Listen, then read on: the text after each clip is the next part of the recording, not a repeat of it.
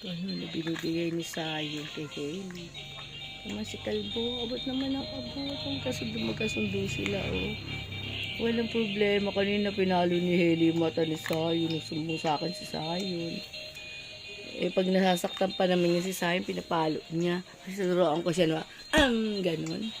Ang palo. Pag alam mo, nauntog siya, pinapalo namin, inuntugan niya. Buti hindi niya pinalo. Love niya si Hailey, oh. Hailey, Saya na. Hailey, ito. Bakit ng dalawang maliit na yan, oh. Nagkalaro yan, oh. Kaya ko kasi si Hailey kanina. Mas lumapit si Sayon, ipalo ni Hailey yung bata niya. Nagsumbong si Sayon. Lahat na lang ng babae na yun, isasaktan ng baby boy. Si Ate Lexi, tsaka si Hailey. Oh, maldita sila na, baby. Oh, yung gusto niya na yung green.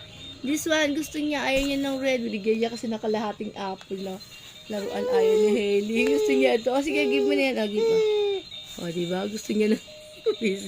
Ba't kasi kalahati lang binigay mo sa kaaaya ng kuya? Ayaw, bigay ni Sayon. Oh, ito yung gusto niya. Ito gusto niya. Ito, Hailey, ah. Hailey, ayan, ah. Ayaw ng kuya niya ibigay. Iyak na lang. Ayan. Hailey, ayaw ka pa hiramin ni kuya. Plastic ng toys mo, ha? Ang dalawang baby ko, oh. Hello, ba't na? Oh, gagalit na.